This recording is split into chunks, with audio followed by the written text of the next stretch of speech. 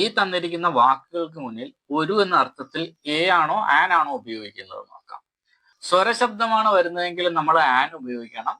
വ്യഞ്ജന ശബ്ദമാണ് വരുന്നതെങ്കിൽ എ ഉപയോഗിക്കണം. ഇംഗ്ലീഷിൽ വവൽ സൗണ്ട് ആണെങ്കിൽ ആനും കൺസണന്റ് സൗണ്ട് ആണെങ്കിൽ എയും ഉപയോഗിക്കണം.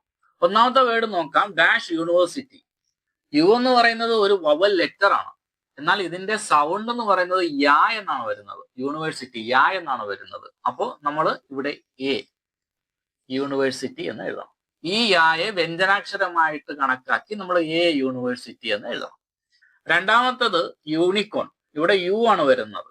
അതും ഒരു വവൽ ലെറ്റർ ആണ്. എന്നാൽ ഇതിന്റെ ഉച്ചാരണം യൂണിക്കോൺ ഇങ്ങനെയാ വരുന്നത്. അപ്പൊ യാ എന്ന് പറയുന്നത് വ്യഞ്ജന ശബ്ദമായത് കൊണ്ട് നമ്മൾ എ ഉപയോഗിക്കും. എ യൂണിക്കോൺ എന്ന് പറയും. അതേപോലെ യൂസ്ഫുൾ. ഈ ലെറ്റർ നോക്കണ്ട, നിങ്ങൾ ഈ ശബ്ദം നോക്കൂ. യൂസ്ഫുൾ യായല്ലേ വരുന്നേ, A useful. Dash E W E ഇത് എങ്ങനെ വായിക്കുന്ന വെച്ചാൽ യു എന്നാണ് വായിക്കുന്നത്. പെണ്ണാടിനെ പറയുന്ന പേരാണിത്. യു എന്നാണ് വായിക്കുന്നത്. ഈ ആദ്യം വന്നെങ്കിലും ഇതിന്റെ ഉച്ചാരണം യു യായിലാണ്. അപ്പൊ എ യു എന്നാണ്. ഡാഷ് യൂറോപ്യൻ ഈ ആണ് കിടക്കുന്നത് അല്ലെ, വവൽ ലെറ്റർ ആണ് കിടക്കുന്നത്. എന്നാൽ ഇതിന്റെ ശബ്ദം ഇങ്ങനെയാണ് എഴുതുന്നത്, യൂറോപ്യൻ എന്നാണ്, യായാണ്. അപ്പൊ എ യൂറോപ്യൻ.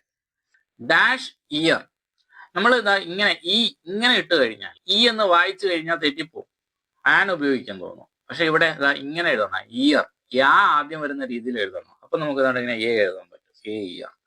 ഇതേ കണക്ക് ഇതാണ് ശരി, ഇങ്ങനെ ഇയർ ഇങ്ങനെ എഴുതുന്നതാണ് ശരി. എന്നാൽ ഈ ശരിയായിട്ടുള്ളത് എഴുതി വെച്ച് കഴിഞ്ഞാൽ നമുക്ക് PSC മാർക്ക് തരത്തില്ല. അതായത് ഇത് കണക്ക് പഠിക്കണം, ഇയർ എന്ന് ഇങ്ങനെ എഴുതിയിട്ട് എ ചേർക്കണം. ഡാഷ് വൺ ഓ ആണ് ആദ്യം കിടക്കുന്നത്, ഉച്ചാരണം വാ എന്നാണ്. വാ എന്ന് പറയുന്ന വ്യഞ്ജന ശബ്ദം അല്ലേ. അപ്പം A1 ഇതൊക്കെ ഒന്ന് കാണാതെ പഠിച്ചു വെച്ചേക്കുക. PSC സ്ഥിരം ചോദിക്കുന്ന ക്വസ്റ്റ്യൻസ് ആണിത്.